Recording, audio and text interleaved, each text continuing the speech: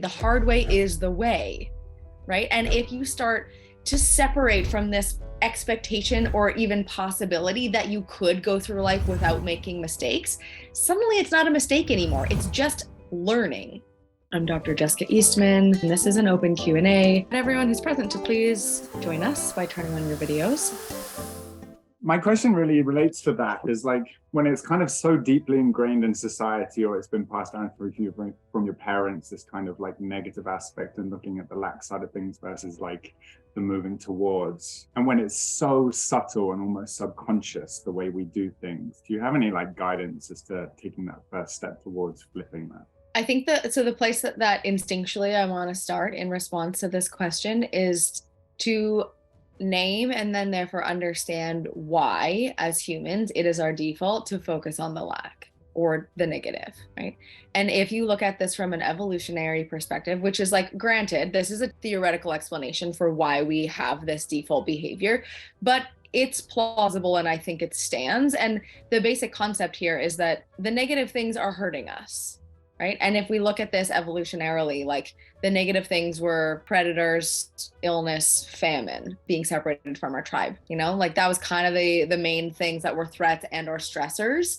And it's really beneficial for us as humans and the success of both us as individuals and of our species if we learn from our mistakes, focus on why that was bad, and try to not repeat it in the future, right? So evolutionarily, it's really advantageous for us to keep running over and over and over the time in which we like accidentally walked into a tiger's den and then almost got murdered, right? Now, when we fast forward to modern day and we realize that like those stressors are very unlikely to be present in our lives now, it's not so advantageous for us to have this sticky brain that continues to focus us on the times when we messed up, the negative aspects, the things that we don't have, the things that we want.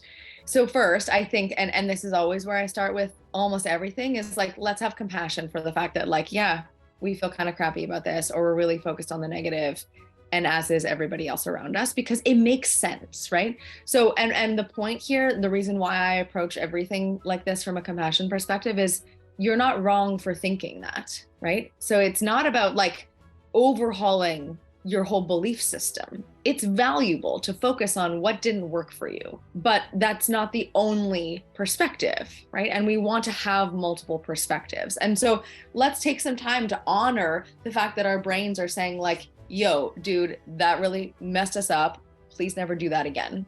And with gratitude, like, thanks for reminding me that. Otherwise, I would be doomed to repeat my shitty mistakes over and over for the rest of my life. And so I think that's all you need to be able to release your attachment to the focus on the negative. If you can be like, oh, I don't hate the negative perspective anymore. I'm not mad at my brain for giving it to me over and over. I am grateful for it keeping me or doing its best to try and keep me safe.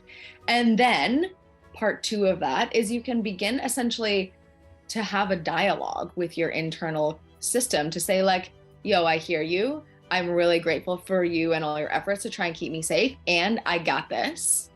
I don't need another reminder of that right now. Instead, what we're going to do is work on what we're moving toward, and then fuel that by connecting it to something that really matters to you. If going to the gym doesn't matter to you, you've got to figure out another way to loop in something that does matter to you if that's the behavior you want to change.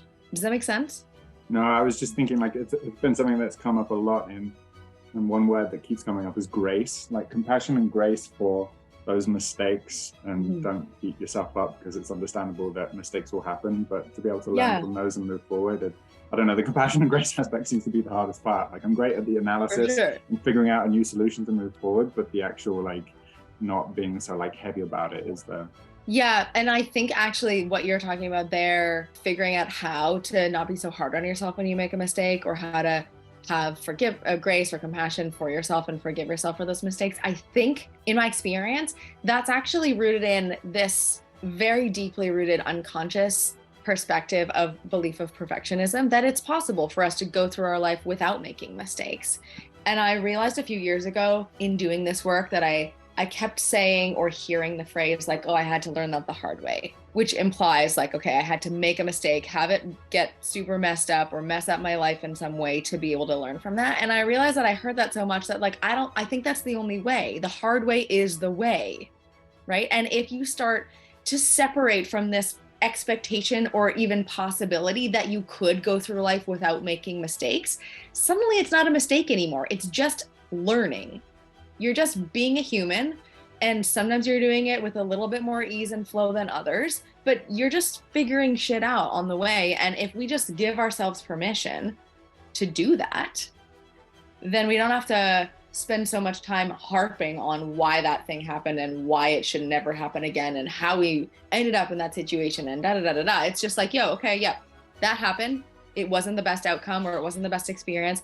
I would rather it didn't happen again. Yeah, it sucked. I can feel regret. I can feel shame. I can feel sadness, but like, let's not beat ourselves up for the fact that we didn't know better until we did better, and then move forward from there. Agreed. Any other thoughts or questions on this topic? Whenever you're ready, here are 4 ways that Porn Reboot can help you out for free. The first way is to subscribe to our channel and make sure that you click on the notification bell to get a new video every other day.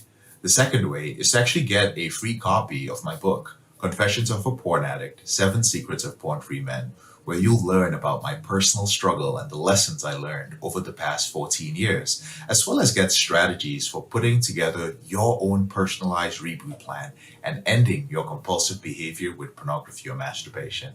So click on the link in the description below this video to get the free ebook. And thirdly, if you're not sure where you'd like to start, but you'd like to learn more about my team and I, or you'd like to spend time with more like-minded professionals like entrepreneurs, business owners, men who work in sales or consulting or high-level jobs, men who are controlling their behavior, then join our free and confidential group, the Porn Reboot group on Facebook. There's also a link to join the group in the description below this video. And finally, if you need our help right now because you have a burning issue, it's an emergency, your behavior with pornography is hurting you mentally, you're about to lose your relationship and you want to live up to your potential or be an authentic man and free yourself from shame, guilt, and underachieving, then click on the link in the description below this video that actually says free coaching call, or visit elevatedrecovery.org and click on the link which says book a call.